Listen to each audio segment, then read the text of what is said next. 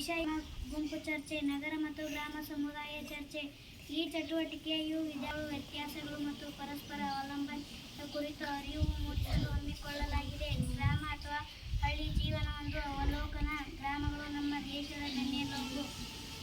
ಇಲ್ಲಿಯ ಜೀವನವು ಪ್ರಕೃತಿಯೊಂದಿಗೆ ನೇರ ಒಡನಾಟವನ್ನು ಹೊಂದಿದೆ. ಮುಖ್ಯ ಲಕ್ಷಣಗಳು: ಕಸಬು, ಕೃಷಿ ಮತ್ತು ಕೃಷಿ ಆಧಾರಿತ ಚಟುವಟಿಕೆಗಳು, ಉದಾಹರಣೆ ಪಶು ಸಂಗೋಪನೆ, ಮೀನುಗಾರಿಕೆ ಇತ್ಯಾದಿ. ಪರಿಸರ: ಶಾಂತಿಯುತ ವಾತಾವರಣ, ತಾಜಾ ಗಾಳಿ, ಕಡಿಮೆ ಮಾಲಿನ್ಯ ಮತ್ತು ಹಸಿರಿನಿಂದ ಕೂಡಿದ ಸೌಂದರ್ಯ. ಸಮುದಾಯ ಜೀವನ: ಜನರಲ್ಲಿ ಪರಸ್ಪರ ಬಾಂಧವ್ಯದ ನಂಟು ಮತ್ತು ಸಾಮೂಹಿಕ ಹಬ್ಬಗಳ ಆಚರಣೆ ಹೆಚ್ಚಾಗಿರುತ್ತದೆ. ಸವಾಲುಗಳು: ಒಂದರ ಕೊರತೆ. ನಗರ ಜೀವನ ಒಂದು ಅವಲೋಕನ. ನಗರಗಳು ಆಧುನಿಕತೆ, ತಂತ್ರಜ್ಞಾನ ಮತ್ತು ಹೆಚ್ಚಿನ ಜನಸಂದಣಿಯ ಕೇಂದ್ರಗಳಾಗಿವೆ. ಮುಖ್ಯ ಲಕ್ಷಣಗಳು: ಕಸುಬು, ಉದ್ಯಮಗಳು, ಐಟಿ ವಲಯ, ವ್ಯಾಪಾರ, ದೊಡ್ಡ ಕಚೇರಿಗಳು ಮತ್ತು ಸೇವಾ ಕ್ಷೇತ್ರ. ಸೌಲಭ್ಯಗಳು: ಅತ್ಯಾಧುನಿಕ ಆಸ್ಪತ್ರೆಗಳು, ಉನ್ನತ ಶಿಕ್ಷಣ ಸಂಸ್ಥೆಗಳು, ಮನರಂಜನಾ ಕೇಂದ್ರಗಳು ಮತ್ತು ಉತ್ತಮ ಸಾರಿಗೆ ವ್ಯವಸ್ಥೆ. ಜೀವನ ಶೈಲಿ: ಅತಿ ವೇಗದ ಜೀವನ, ಯಾಂತ್ರೀಕೃತ ದಿನಚರಿ ಮತ್ತು ಅಪಾರ್ಟ್ಮೆಂಟ್ ಸಂಸ್ಕೃತಿ. ಸವಾಲುಗಳು: ವಾಯು ಮಾಲಿನ್ಯ, ಶಬ್ದ ಮಾಲಿನ್ಯ, ವಾಹನ ದಟ್ಟಣೆ, ಟ್ರಾಫಿಕ್ ಮತ್ತು ಒತ್ತಡದ ಬದುಕು. ಸಚೇತನ ಚಟುವಟಿಕೆ ನಗರ ಮತ್ತು ಗ್ರಾಮೀಣದ ವಿಷಯಗಳ ಕುರಿತು ಚರ್ಚೆ. ಈ ಚರ್ಚೆ ವಿಷಯದಲ್ಲಿ ಮುಖ್ಯವಾಗಿ ಮಕ್ಕಳು ಏನಪ್ಪ ಅಂದ್ರೆ ಆಲ್ರೆಡಿ ಹೇಳಿದ್ದಾರೆ.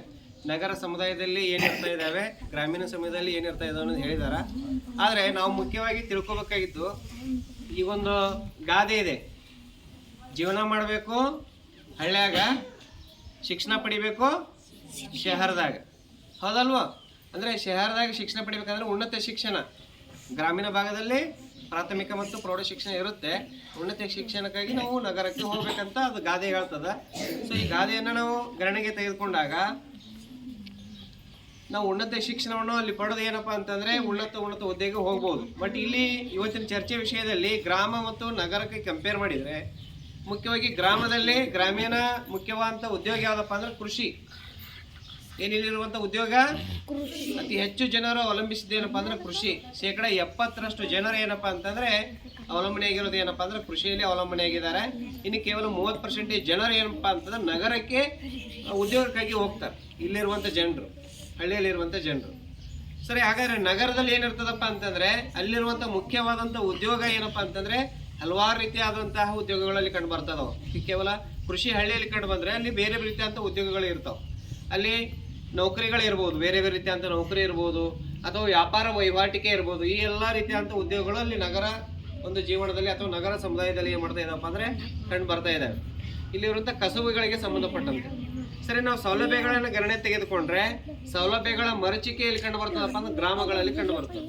ಆದ್ರೆ ಸೌಲಭ್ಯಗಳ ಹೆಚ್ಚಿನ ಮಟ್ಟದಲ್ಲಿ ಇರುವುದು ಎಲ್ಲಿ ಕಂಡು ಬರ್ತದಪ್ಪ ಅಂತಂದರೆ ನಗರಗಳಲ್ಲಿ ಕಂಡು ಬರ್ತದೆ. ಅತಿ ಹೆಚ್ಚಿನ ಸೌಲಭ್ಯಗಳು ಏನಪ್ಪ ಅಂದ್ರೆ ನಗರದಲ್ಲಿ ದೊರೆತಾ ಇದ್ದಾವೆ. ನೆಕ್ಸ್ಟ್ ಏನಪ್ಪ ಅಂದ್ರೆ ಈ ನಗರ ಮತ್ತು ಹಳ್ಳಿಗೆ ಕಂಪೇರ್ ಮಾಡಿ ಒಂದಕ್ಕೊಂದು ಅವಲಂಬನೆ ಹೇಗಿದಾವಪ್ಪ ಅಂತಂದ್ರೆ ಇಲ್ಲಿ ರೈತರು ಏನ್ ಮಾಡ್ತಾರಪ್ಪ ಅಂದ್ರೆ ಇದನ್ನ ಅನುಭವಿಸ್ತಾರೆ. ಹಾಗಾದ್ರೆ ನಗರದವ್ರು ಏನ್ ಕೊಡ್ತಾರ? ನಗರದವ್ರು ಏನ್ ಮಾಡ್ತಾರಪ್ಪ ಅಂದ್ರೆ ಹಳ್ಳಿಗಳಿಗೆ ಈ ರೈತರು ಬೆಳಿತಾರಲ್ಲ, ಬೆಳೆಯಕ್ಕೆ ಉತ್ತಮವಾದ ಬೀಜಗಳನ್ನ ಸೃಷ್ಟಿ ಮಾಡಿ ಕಳಿಸ್ತಾರೆ ಇಲ್ಲಿ. ಜೊತೆಗೆ ಏನಪ್ಪ ಅಂದ್ರೆ ಇವ್ರ ಕೆಲಸ ಕಾರ್ಯಗಳು ಹಳ್ಳಿಗಳಲ್ಲಿ ಉತ್ತಮವಾಗಿ ಸಾಗಲಿ ಅಂತ ತಿಳ್ಕೊಂಡು ಈಗ ಎತ್ತು ಹೋಗ್ಬಿಟ್ಟಿವೆ. ಎತ್ತಿನ ಬದಲಾಗಿ ಯಂತ್ರಗಳು ಬಂದಿದಾವೆ. ಆ ಯಂತ್ರಗಳನ್ನ ರೆಡಿ ಮಾಡಿ ಏನಪ್ಪ ಅಂದ್ರೆ ಕಳಿಸುವಂಥ ಕಾರ್ಯವನ್ನು ನಗರದಲ್ಲಿ ಏನು ಮಾಡ್ತಾರಪ್ಪ ಅಂದರೆ ಮಾಡ್ತಾರೆ. ಇವು ನಗರ ಮತ್ತು ಗ್ರಾಮೀಣ ಸಮುದಾಯ ಒಂದೇ ನಾಣ್ಯದ ಎರಡು ಮುಖಗಳಿವು, ಒಂದು ಬಿಟ್ಟು ಒಂದು ಇರಂಗಿಲ್ಲ. ಯಾಕಪ್ಪ ಅಂದರೆ ಎಲ್ಲವೂ ಹಳ್ಳಿಗಳಲ್ಲೇ ಸೃಷ್ಟಿ ಆಗಲ್ಲ. ಈಗ ನಮ್ಗೆ ನಗರಗಳು ಬೇಕು, ಜೊತೆಗೆ ಹಳ್ಳಿನೂ ಬೇಕು. ಆದರೆ ಮುಖ್ಯವಾಗಿ ಜೀವನ ಮಾಡೋಕ್ಕೆ ಏನು ಬೇಕಂತಂದರೆ ಇಲ್ಲಿ ವಿದ್ಯಾರ್ಥಿಗಳು ಹೇಳಿದರು, ಉತ್ತಮವಾದಂಥ ವಾತಾವರಣ ಇರೋದು ಎಲ್ಲಪ್ಪ ಅಂದರೆ ಹಳ್ಳಿಗಳಲ್ಲಿ. ಇಲ್ಲೇ ಉತ್ತಮವಾದ ವಾತಾವರಣ ಯಾಕೆ ಇರ್ತದಪ್ಪ ಅಂದರೆ ಇಲ್ಲೇ ಯಾವುದೇ ರೀತಿಯಾದಂಥ ಫ್ಯಾಕ್ಟ್ರಿಗಳಾಗಲಿ ಅಥವಾ ಕಶ್ಮೀರಲ್ಲಿ ಇವೆಲ್ಲ ಕೇಂದ್ರಗಳು ಕಂಡು ಬರ್ತಾ ಇದ್ದಾವೆ. ವಾಯು ಮಾಲಿನ್ಯ ಮಾಡುವಂಥ ಕೇಂದ್ರಗಳಿದ್ದಾವೆ, ಫ್ಯಾಕ್ಟ್ರಿಗಳು. ಶಬ್ದ ಮಾಲಿನ್ಯ ಉಂಟು ಮಾಡುವಂತಹ ದಟ್ಟಣೆಯ ಒಂದು ಟ್ರಾಫಿಕ್ ಸಮಸ್ಯೆ ಕಂಡು ಬರ್ತಾ ಇದೆ. ವಾಹನಗಳ ಸಂಚಾರ ಭಾಳ ಇದೆ, ಅಲ್ಲಿ ಶಬ್ದ ಮಾಲಿನ್ಯ ಆಗ್ತದೆ. ಜೊತೆಗೆ ಗಾಳಿ ಮಾಲಿನ್ಯ ಆಯಿತು, ಶಬ್ದ ಮಾಲಿನ್ಯ ಆಯಿತು, ನೀರಿನ ಮಾಲಿನ್ಯ, ಫ್ಯಾಕ್ಟ್ರಿಗಳಿಂದ ನೀರಿನ ಮಾಲಿನ್ಯ, ಜಲ ಮಾಲಿನ್ಯ ಆಗ್ತದೆ. ಎಲ್ಲ ಮಾಲಿನ್ಯಗಳ ತವರೂರು ನಗರಗಳು. ಎಲ್ಲ ಮಾಲಿನ್ಯ ಉಂಟಾಗ್ತದೆ. ಅದಕ್ಕೆ ಹೇಳ್ತಾರೆ ನಮ್ಮ ದೇಶದಲ್ಲಿ ಅತ್ಯಂತ ಕೊಳಕು ನಗರ ಏನಪ್ಪ ಅಂದ್ರೆ ನಮ್ಮ ಹೆಮ್ಮೆಯ ದೆಹಲಿ. ನಮ್ಮ ದೆಹಲಿ ಇದೆಯಲ್ಲ, ಈ ನಮ್ಮ ಭಾರತ ದೇಶದಲ್ಲಿ ಅತ್ಯಂತ ಕೊಳಕು ನಗರ ಅದು. ಅಲ್ಲೇ ವಾಯು ಮಾಲಿನ್ಯ ಸ್ಟಾರ್ಟ್ ಆಯ್ತಪ್ಪ ಅಂದ್ರೆ ಜನರು ಹೊರಗಡೆ ಬರಕ್ಕೆ ಹೆದರ್ತಾರೆ. ಅಲ್ಲಿ ದೆಹಲಿಯಲ್ಲಿ ಹೊರಗಡೆನೆ ಬರಲ್ಲ ಅಂತ ಒಂದು ವಾತಾವರಣ ಎಲ್ಲಿ ಸೃಷ್ಟಿಯಾಗ್ಯದಪ್ಪ ಅಂದ್ರೆ ದೆಹಲಿಯಲ್ಲಿ ಸೃಷ್ಟಿ ಇದೆ. ಅದಕ್ಕೋಸ್ಕರ ಜನ ಅವಾಗ ಏನ್ ಮಾಡ್ತಾರೆ, ಹಳ್ಳಿಗಳತ್ತ ದಾಪುಗಾಲಾಗ್ತಾರೆ. ಅಲ್ಲೇ ಆಕ್ಸಿಜನ್ ಸೆಂಟರ್ಸ್ ಇದಾವೆ ದೆಹಲಿಯಲ್ಲಿ. ಏನಿದಾವೆ? ಆಕ್ಸಿಜನ್ ಎದಕ್ ಬೇಕು? ಉಸಿರಾಟಕ್ಕಾಗಿ ಬೇಕು ಅಲ್ವಾ? ಸೊ ನಮ್ದು ಉಸಿರಾಟ ಗಾಳಿ ಮೂಲಕ ಉಸಿರಾಟ ಮಾಡಿದ್ರೆ ನಮ್ಮ ಉಸಿರು ಇರ್ತದೆ, ಇಲ್ಲಿದ್ರೆ ಉಸಿರು ಇರಲ್ಲ. ಅದಕ್ಕೋಸ್ಕರ ಅಲ್ಲೇ ಆಕ್ಸಿಜನ್ ಕೇಂದ್ರಗಳನ್ನು ಸಹಿತ ಏನಪ್ಪ ಅಂದ್ರೆ ತೆಗೆದಿದ್ದಾರೆ. ಇಲ್ಲೇನ ಸುತ್ತಮುತ್ತಲು ಯಾವುದೇ ರೀತಿಯಾದಂಥ ವಾಯು ಮಾಲಿನ್ಯ ಇರಂಗಿಲ್ಲ.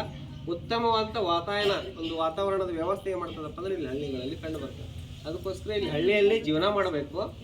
ನೌಕರಿ ಮಾಡೋದು ನಾವು ನಗರದಲ್ಲಿ ಮಾಡಬೇಕು. ಹಳ್ಳಿಯಾಗ ಇರಕ್ಕೆ ಇಷ್ಟಪಡ್ಬೇಕು. ಹೌದಾ ಅಲ್ವಾ? ಎಷ್ಟೋ ಜನ ನಗರದಲ್ಲಿ ಈಗ ಮೊನ್ನೆ